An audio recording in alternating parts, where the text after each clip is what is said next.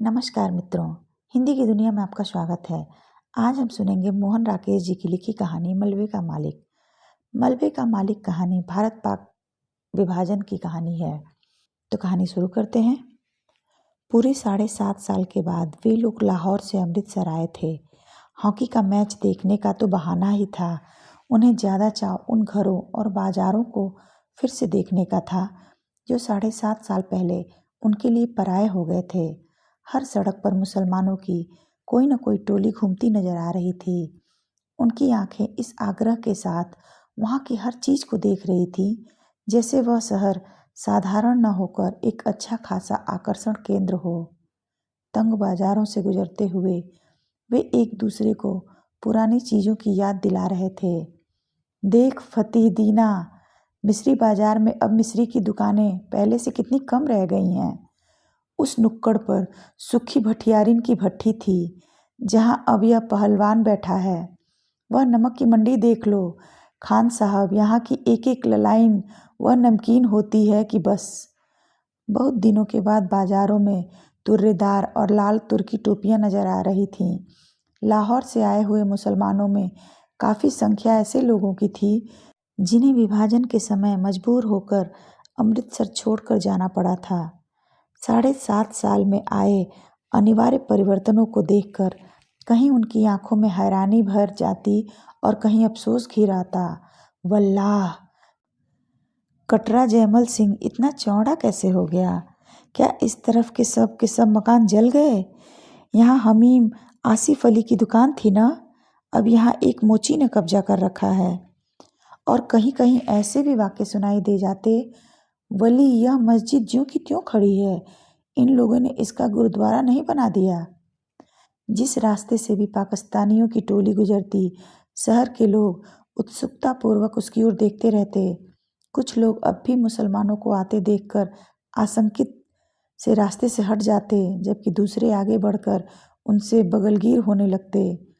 ज़्यादातर वे आगंतुकों से ऐसे सवाल पूछते कि आजकल लाहौर की क्या हाल है, अनारकली में अब पहले जितनी रौनक होती है या नहीं। सुना है साहाल मीगेट का बाजार पूरा नया बना है। कृष्णनगर में तो खास तब्दीली नहीं आई। वहाँ का रिश्वत पूरा, क्या वाकई रिश्वत के पैसे से बना है? कहते हैं पाकिस्तान में अब बुर्का बिल्कुल उड़ गया है। यह ठीक है।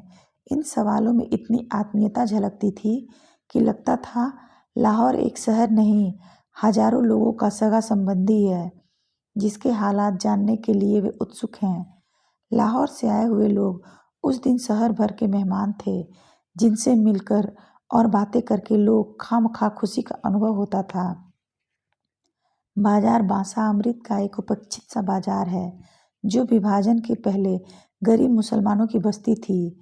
वहाँ ज़्यादातर बांस और सहतीरों की ही दुकानें थी जो सबकी सब एक ही आग में जल गई थीं। बाजार बांसा की वह आग अमृतसर की सबसे भयानक आग थी जिससे कुछ देर के लिए तो सारे शहर के जल जाने का अंदेशा पैदा हो गया था। बाजार बांसा के आसपास के कई मोहल्लों को तो उस आग ने अपने लपेटे में ले ही लिया था। खैर किसी तरह वह आग काबू में तो आ गई, पर उसमें मुसलमानों के एक एक घर के साथ हिंदुओं के भी 4-4, 6-6 घर जलकर राख हो गए।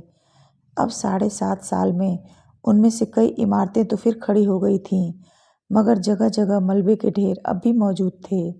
नई इमारतों के बीच बीच में मलबे के ढेर अजीब वातावरण प्रस्तुत करते थे। बाजार बासा में उस दिन भी चहल पहल नहीं थी क्योंकि उस बाजार के ज़्यादातर बासिंदे तो अपने मकानों के साथ ही शहीद हो गए थे और जो बचकर चले गए उनमें से शायद किसी में भी लौट कर आने की हिम्मत बाकी नहीं थी। सिर्फ एक दुबला पतला बुढ़ा मुसलमान ही उस वीरान बाजार में आया और वहाँ की नई और जली हुई इमारतों को देखकर जैसे भूलभुलैया में पड़ गया। बाएं हाथ को जाने वाली गली के पास पहुंचकर उसके कदम अंदर मुड़ने को हुए, मगर फिर वह हिचकिचाकर वहां बाहर ही खड़ा रह गया, जैसे उसे विश्वास ही नहीं हुआ कि वह गली है या नहीं जिसमें वह जाना चाहता है। गली में एक तरफ कुछ बच्चे कीड़ी कीड़ा खेल रहे थे और कुछ अंतर पर दो स्त्रियां ऊंची आवाज में चीखती हुई एक दूसरे को गालियां दे रही थीं।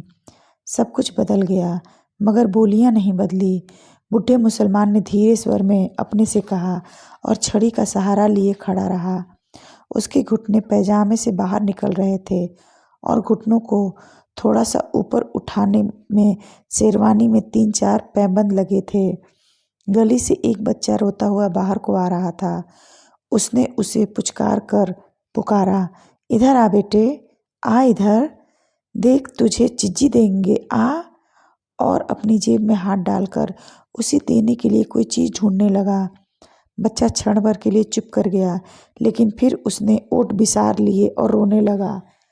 एक 16-17 बरस की लड़की गली के अंदर से दौड़ती हुई आई और बच्चे की बाँह पकड़कर उसे घसीटती हुई गली में ले चली।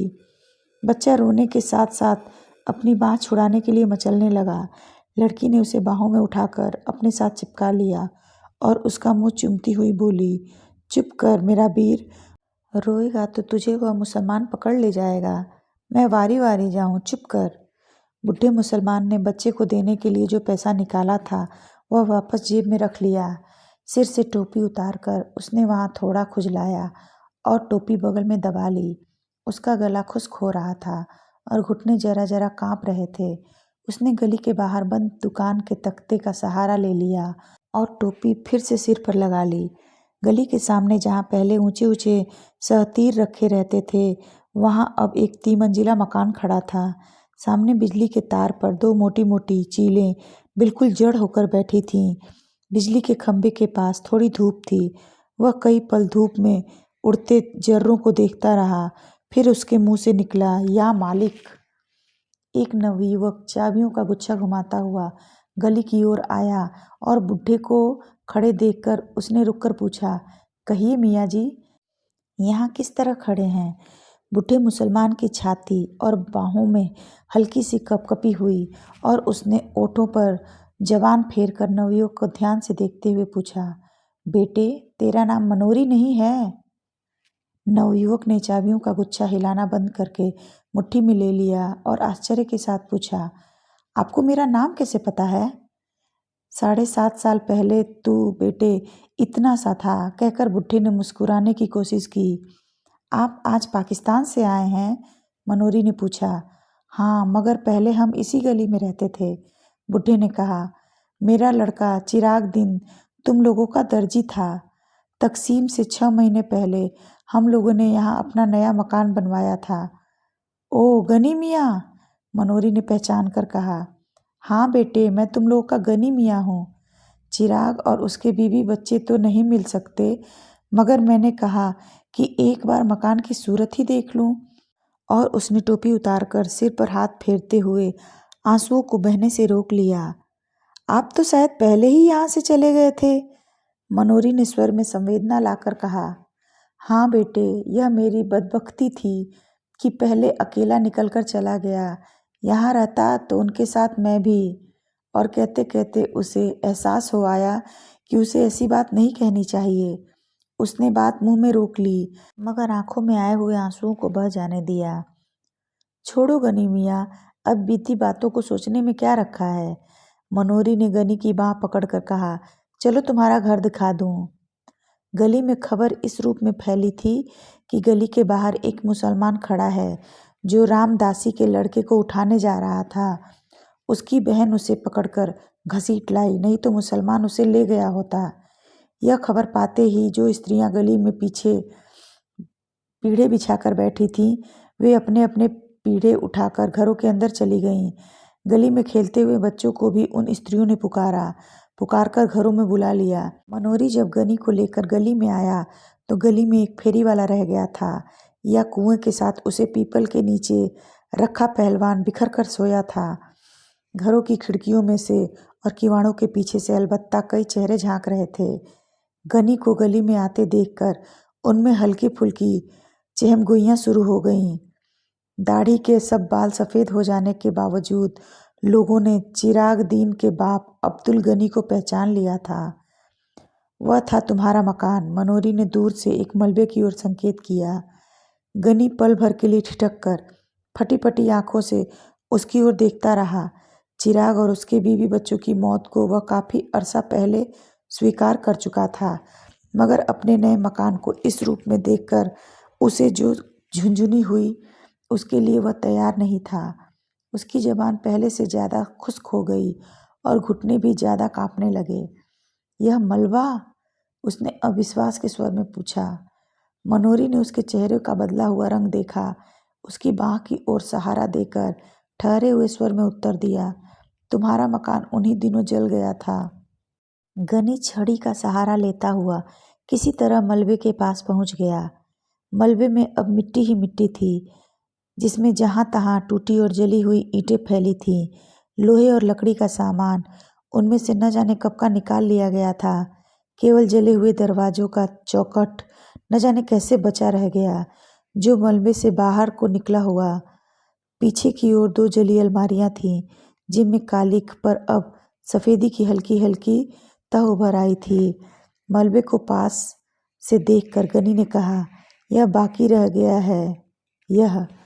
और जैसे उसके घुटने जवाब दे गए और वह जले हुए चौखट को पकड़कर बैठ गया। क्षण भर बाद उसका सिर भी चौखट से जा लगा और उसके मुंह से बिलखने की सी आवाज़ निकली, हाय ओए चिराग दीना।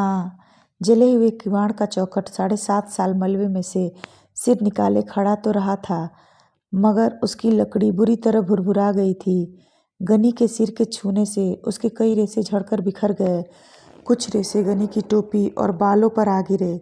लकड़ी के रेशों के साथ एक केचुआ भी नीचे गिरा, जो गनी के पैर से 6-8 इंच दूर नाली के साथ बनी ईंटों की पटरी पर सरसराने लगा।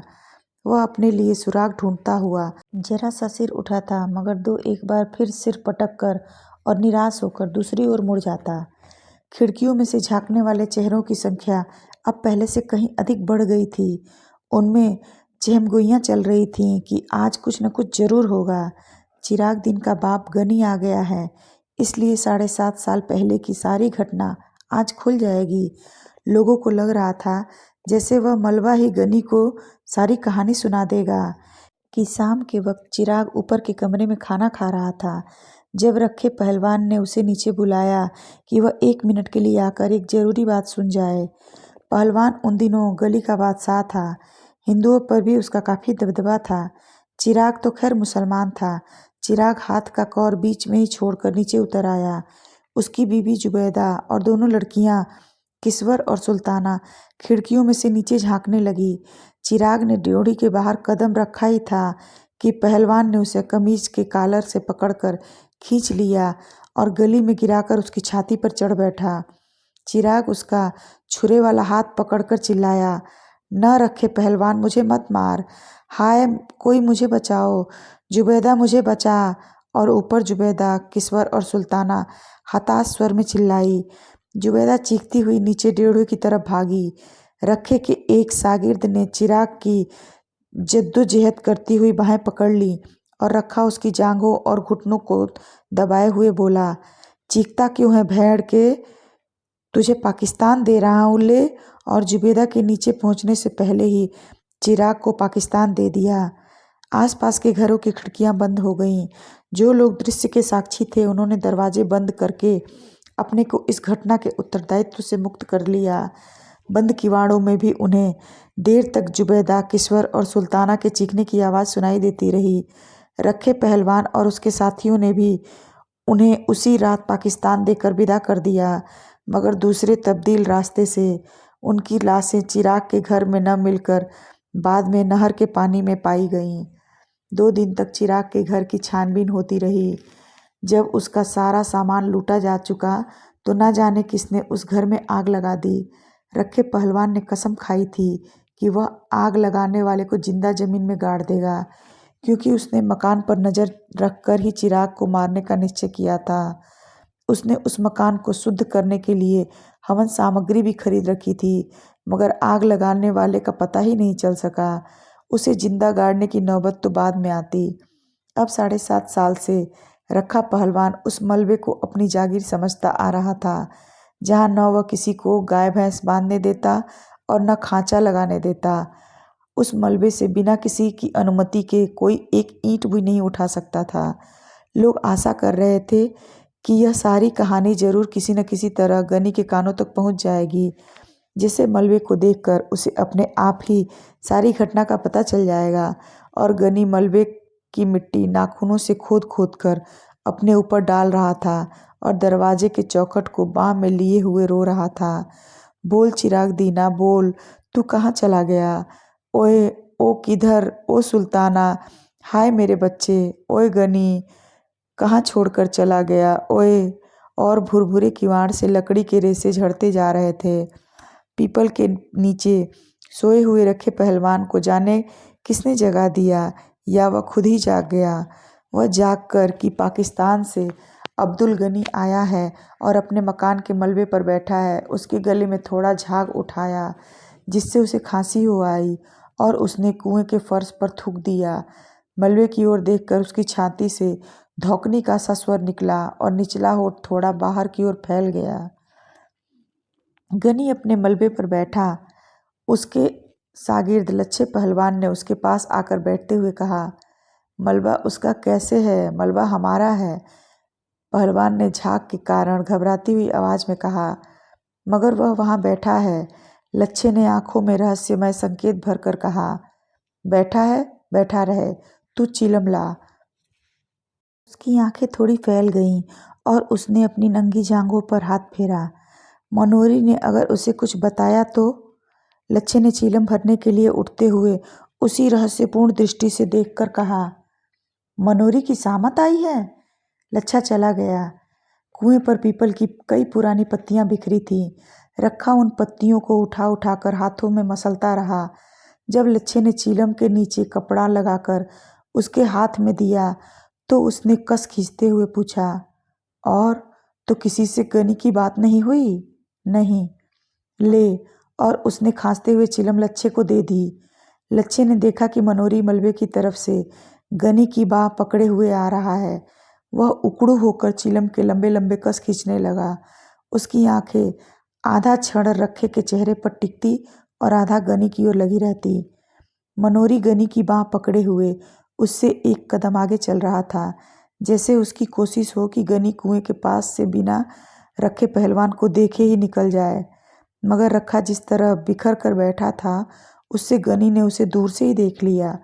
कुएं के पास पहुंचते न पहुंचते उसकी दोनों बाहें फैल गई और उसने कहा, रखे पहलवान।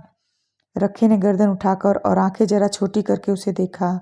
उसके गले में अस्पष्ट सी घबराहट हुई, पर वह बोला कुछ नहीं। रखे पहलवान, मुझे पहचाना नहीं? गनी ने बाहें नीचे करके कहा, मैं गनी हूँ, अब्दुल गनी, चिराग दीन का बाप। पहलवान ने संदेहपूर्ण दृष्टि से उसका ऊपर से नीचे तक जायजा लिया। अब्दुल गनी की आंखों में उसे देखकर चमक आ गई थी। सफ़ेद दाढ़ी के नीचे उसके चेहरे की झुर्रियाँ जरा फैल गई थीं। रखे का निचला होठ फड़का, फिर उसकी छाती से भारी सा स्वर निकला, सुना गनिया? गनी की बाहें फिर फैलने को हुईं, परंतु पहलवान पर कोई प्रतिक्रिया न देखकर उसी तरह रह गईं। वह पीपल के तने का सहारा लेकर कुएं की सिल पर बैठ गया। ऊपर खिड़कियों में चहमगोइयाँ तेज हो गई थीं कि अब दोनों आमने सामने आ गए हैं तो बात जरूर खुलेगी। फिर हो सकता है दोनों में गाली गलौज भी हो। अब रखा गनी को कुछ नहीं कह सकता। अब वो दिन नहीं रहे, बड़ा मलबे का मालिक बनता है। असल में मलबा न इसका है न गनी का। मलबा तो सरकार की मलकियत है। किसी को वहाँ गाय का खूंटा तक नहीं लगाने देता। मनोरी भी डरपोक है। इसने गनी को बताया क्यों नहीं कि रखे ने ही चिराग और उसके बीवी बच्चों को मारा है? रखा आदमी नहीं, सांड है। दिन भर सांड की तरह गली में घूमता है। गनी बेचारा कितना दुबला हो गया है, दाढ़ी के सारे बाल सफ़ेद हो गए हैं। गनी ने कुएं की सिल पर बैठकर कहा, देख रखे पहलवान, क्या से क्या हो गया। भरा पूरा घर छोड़कर गया था और आज यहाँ मिट्टी देखने आया हूँ। बसे हुए घर की यही निशानी रह गई है। सच पूछे रखे तो मेरा यह मिट्टी छोड़कर जाने का भी मन नहीं करता। और उसकी आंखें छलछला आईं। पहलवान ने अपनी फैली हुई टांगें समेट लीं और अंगोछा कुएं की मुंडेर से उठाकर कंधे पर डाल लिया। लच्छे ने चिलम उसकी तरफ बढ़ा दी और वह कस खींचने लगा। तू बता रखे, यह सब किस तरह हुआ? गनी आंसू रोकता हुआ आग्रह के साथ बोला, तुम लोग उसके पास थे, सब में भाई भाई की सी मोहब्बत थी। अगर वह चाहता तो वह तुम में से किसी के घर नहीं छिप सकता था। उसे इतनी भी समझ नहीं आई। ऐसा नहीं है। रखे को स्वयं लगा कि उसकी आवाज़ में कुछ अस्वाभाविक सी गूंज है। उसके होठ गाढ़े लार से चिपक गए थे। उसकी मूछों के नीचे से पसीना उसके होठों पर आ गया था। उसके माथे पर किसी चीज़ का दबाव पड़ रहा था और उसकी रीढ़ की हड्डी सहारा चाह रही थी। पाकिस्तान का क्या हाल है? उसने वैसे ही स्वर में पूछा। उसके गले की नसों में तनाव आ गया था। उसने अंगोछे से बगलों का पसीना पोंछा और गले का झाग मुंह में खींच खींच कर गली में थूक दिया। मैं क्या हाल बताऊं रखे? गनी दोनों हाथों में छड़ी का जोर देकर झुकता हुआ बोला। मेरा हाल पूछे तो वह मेरा खुदा ही जानता है। मेरा चिराग साथ होता तो और बात थी। रखे, मैंने उसे कितना समझाया था कि मेरे साथ चला चल, मगर वह अड़ा रहा कि नया मकान छोड़कर कैसे जाऊं। यहाँ अपनी गली है, कोई खतरा नहीं। भोले कबूतर ने यह नहीं सोचा कि गली में ही खतरा न सही, बाहर से खतरा आ सकता है। मकान की रखवाली के लिए चारों जनों ने जान दे दी। रखे, उसे तेरा बड़ा भरोसा था। कहता था कि रखे के रहते कोई मेरा कुछ बिगाड़ नहीं सकता, मगर जब आई तो रखे के रोके भी न रुकी। रखे ने सीधा होने की चेष्टा की क्योंकि उसकी रीढ़ की हड्डी में दर्द हो रहा था। उसे अपनी कमर और जांघों के जोड़ पर सख्त दबाव महसूस हो रहा था। पेट की अतड़ियों के पास जैसे कोई चीज़ उसकी सांस को जकड़ रही थी। उसका सारा जिस्म पसीने से भीग गया था और उसके पैरों के तलुओं में चुनचुनाहट हो रही थी। बीच बीच में नीली फुलझड़ियाँ ऊपर से उतरती उसकी आंखों के सामने तैरती हुई निकल जाती। उसे अपनी जबान और होठों के बीच का अंतर कुछ ज़्यादा महसूस हो रहा था। उसने अंगोछे से होठों के कोनों को साफ किया और उसके मुंह से निकला, हे प्रभु सच्चिया, तू ही तू ही तू ही। गनी ने लक्षित किया कि पहलवान के होठ सूख रहे हैं और उसकी आंखों के इर्द गिर्द दायरे गहरे हो रहे हैं, तो वह उसे कंधे पर हाथ रखकर बोला, जी हल्का ना कर रखिबा, जो होनी थी सो हो गई, उसे कोई लौटा थोड़े ही सकता है। खुदा नेक की नेकी रखे और बद की बदी माफ़ करे। मेरे लिए चिराग नहीं तो तुम लोग तो हो ही। मुझे आकर इतनी तसल्ली हुई कि उस जमाने की कोई यादगार है। मैंने तुमको देख लिया तो चिराग को देख लिया। अल्लाह तुम लोगों को सेहतमंद रखे, जीते रहो और खुशियाँ देखो। और गनी छड़ी पर दबाव देकर उठ खड़ा हुआ। चलते हुए उसने कहा, रखे पहलवान, याद रखना। रखे के गले से स्वीकृति की मध्यम सी आवाज़ निकली। अंगोछा बीच में लिए हुए उसके दोनों हाथ जुड़ गए। गनी गली के वातावरण को हसरत भरी नज़र से देखता हुआ धीरे धीरे गली से बाहर चला गया। ऊपर खिड़कियों में थोड़ी देर चहमगोइयाँ चलती रहीं कि मनोरी ने गली के बाहर निकलकर जरूर गनी को सब कुछ बता दिया होगा। गनी के सामने रखे का तालू किस तरह खुश्क हो गया था। रखा अब किस मुंह से लोगों को मलबे पर गाय बांधने से रोकेगा। बेचारी जुबैदा, बेचारी कितनी अच्छी थी, कभी किसी से गंदा बोल नहीं बोली। रखे मरदूद का घर न घाट, इसे किसी माँ बहन का लिहाज था। और थोड़ी देर में स्त्रियां घरों से गली में उतर आईं। बच्चे गली में गुल्ली डंडा खेलने लगे। 12-13 बरस की लड़कियों में किसी बात पर एक दूसरे से गुत्थम गुत्था हो गई। रखा गहरी शाम तक कुएं पर बैठा खखारता और चीलम फूंकता रहा। कई लोगों ने वहां से गुजरते हुए उससे पूछा, रखे साहब, सुना है आज गनी पाकिस्तान से आया था? हाँ, आया था। रखे ने हर बार एक ही उत्तर दिया। फिर कुछ नहीं, चला गया। रात होने पर रखा रोज की तरह गली के बाहर बाईं ओर की दुकान के तख्ते पर आ बैठा। रोज अक्सर वह रास्ते से गुजरने वाले अपरिचित लोगों को आवाज़ देकर बुला लेता था और उन्हें सट्टे गुड़ और सेहत के नुस्खे बताया करता था। मगर उस दिन वह लच्छे को अपनी वैष्णो देवी की उस यात्रा का विवरण सुनाता रहा जो उसने 15 साल पहले की थी। लच्छे को विदा करके वह गली में आया तो मलबे के पास लोकू पंडित की भैंस को खड़ा देखकर वह रोज की आदत के मुताबिक उसे धक्के दे देकर हटाने लगा। तत तत हत तत, और भैंस को हटाकर वह सुस्ताने के लिए मलबे के चौखट पर बैठ गया। गली उस समय बिल्कुल सुनसान थी। कमेटी की कोई बत्ती न होने से वहाँ शाम से ही अंधेरा हो जाता था।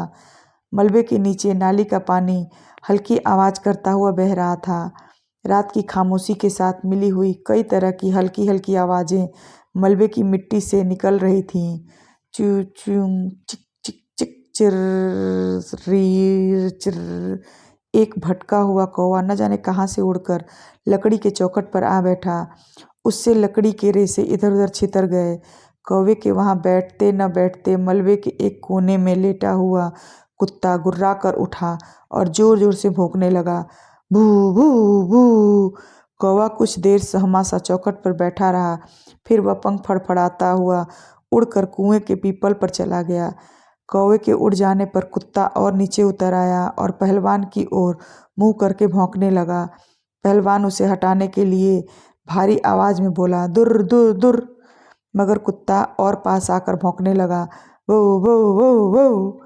हट हट, दुर दुर दुर दुर दुर, वो वो वो वो।